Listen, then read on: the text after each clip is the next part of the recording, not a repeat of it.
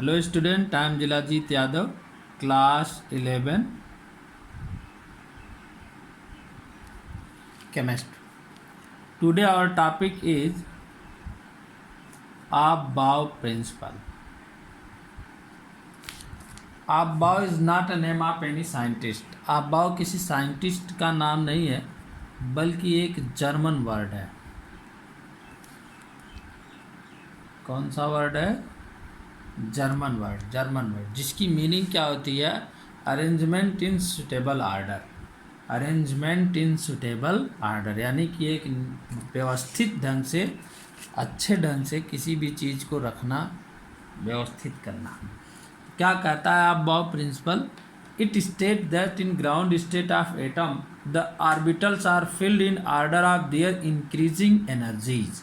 कह रहा है कि जब ग्राउंड स्टेट में किसी भी एटम के इलेक्ट्रॉन अपने ऑर्बिटल्स में फिलअप होते हैं तो वो कैसे फिलअप होते हैं, किस आर्डर में फिलअप होते हैं? In increasing order. किस आर्डर में फिलअप होते हैं?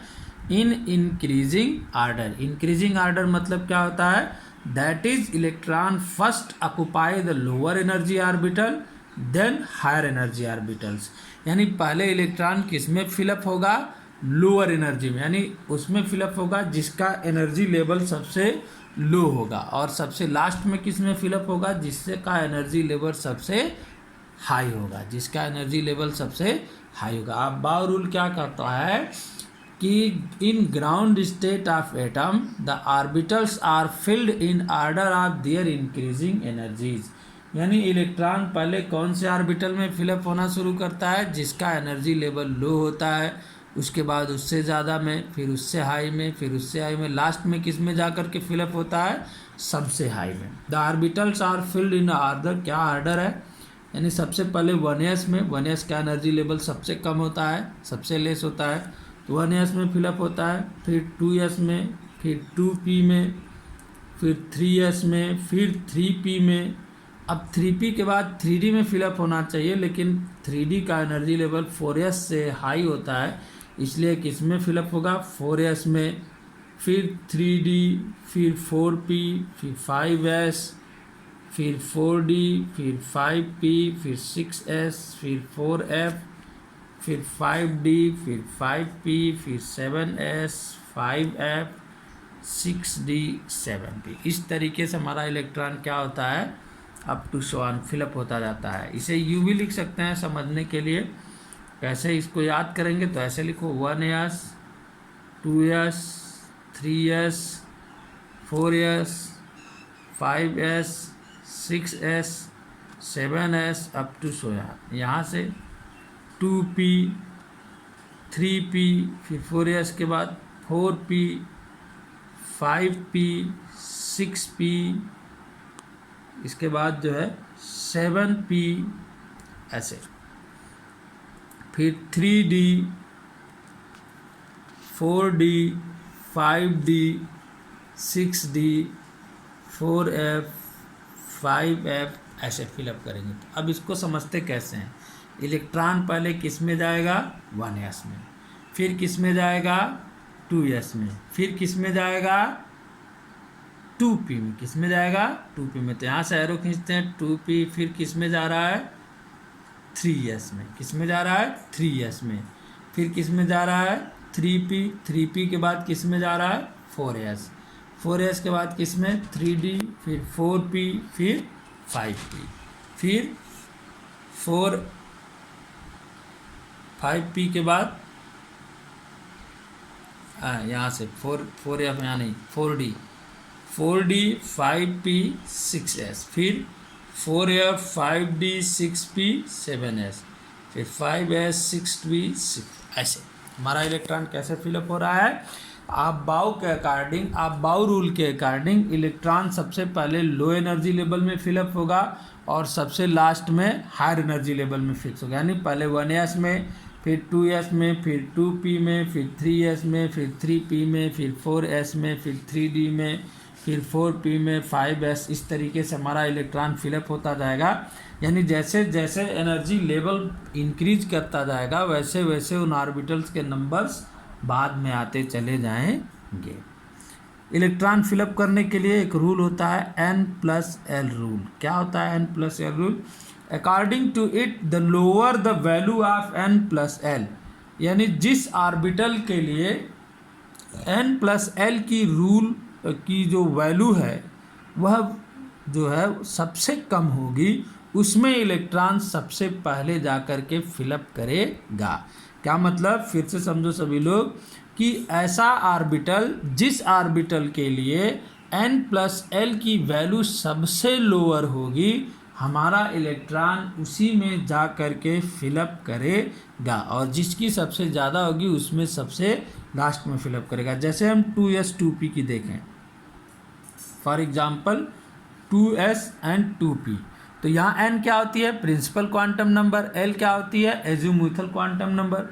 तो s के लिए यहाँ पर जो कोफिशिएंट लगा होता है, किसी ऑर्बिटल से पहले जो भी कोफिशिएंट लगा होगा, जो भी इंटीग्रल वैल्यू होगी, वह n की वैल्यू होती है। तो यहाँ s के लिए फॉर 2s n कितना है?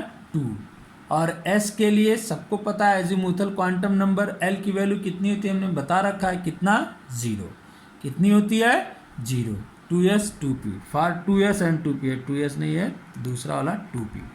तो n+l इसके लिए कितना हो गया? n+l is equal to 2 + 0 is equal to 2 for 2p। यहाँ भी p का कोफिशिएंट कितना है? 2। तो n की वैल्यू कितनी हो गई? 2। और l की वैल्यू p के लिए कितनी होती है? बताया जा चुका है, 1। s के लिए 0, p के लिए 1, d के लिए 2, f के लिए 3। तो n+l कितना हो गया?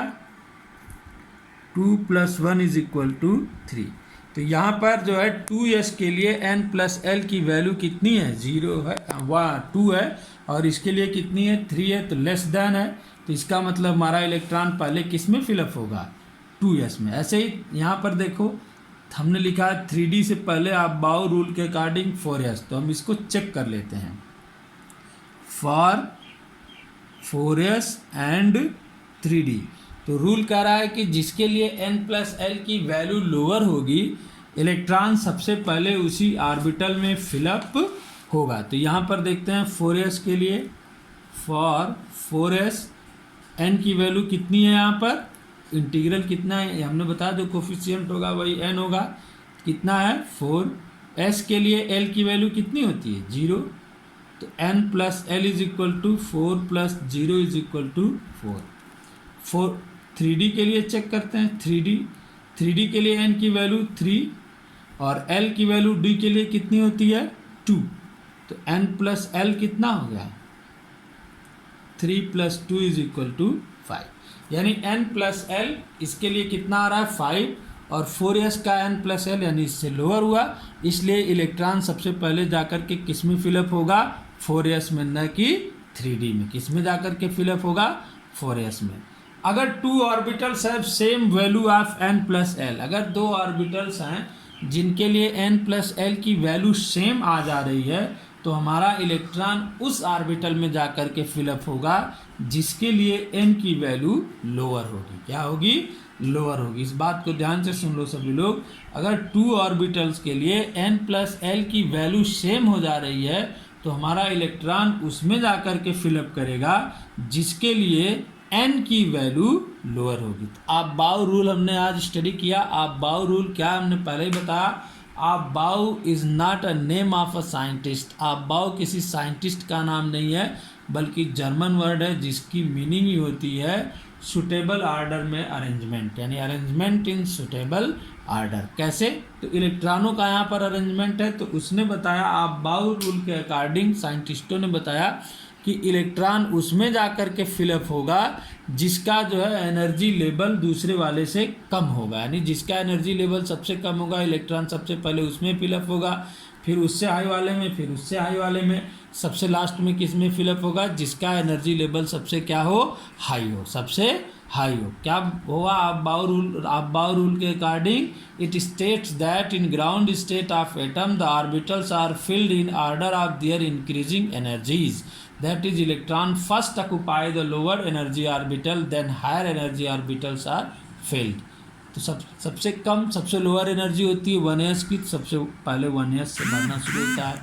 एम प्लस एल रूल हमने क्या बताया, Aufbau rule N plus L rule के अकॉर्डिंग ही चलता है। एन प्लस एल में एन क्या है, प्रिंसिपल क्वांटम नंबर, एल क्या है, एजीमुथल क्वांटम नंबर। तो एन प्लस एल रूल के अकॉर्डिंग अगर इलेक्ट्रॉन उसी ऑर्बिटल में सबसे पहले फिलअप करेगा जिसके लिए एन प्लस एल की वैल्यू क्या हो, लोअर हो, सबसे लोअर हो। और अगर एन प्लस एल की वैल्यू जो है हायर हो गई तो इलेक्ट्रॉन उसमें नहीं, लोअर वाले में जाएगा। इसीलिए जो है 4s और 3d में जब हम करते हैं तो जाना चाहिए 3d में, लेकिन जाता है 4s में। क्यों? क्योंकि 3d का एनर्जी लेवल 4s से ज़्यादा होता है n प्लस रूल के अकॉर्डिंग। हमने n कैसे फाइंड करते हैं, n यानी किसी भी आर्बिटल से पहले जो इंटीजर वैल्यू होती है वो n की वैल्यू होती है। और l कैसे फाइंड करते हैं तो हमने बता रखा है, s के लिए l की वैल्यू 0, P के लिए L की वैल्यू 1, D के लिए L की वैल्यू 2 और F के लिए L की वैल्यू कितनी होती है, 3 होती है। अगर 2 orbitals have same value of n plus L, यानी 2 ऑर्बिटल्स हों जिनके लिए n प्लस एल की वैल्यू सेम आती है तो हमारा इलेक्ट्रॉन उसमें जा कर के फिलअप होगा जिसके लिए प्रिंसिपल क्वांटम नंबर n की वैल्यू क्या हो, लोअर हो। क्या हो, लोअर हो, इलेक्ट्रॉन उसमें जा कर के फिलअप करेगा। ठीक।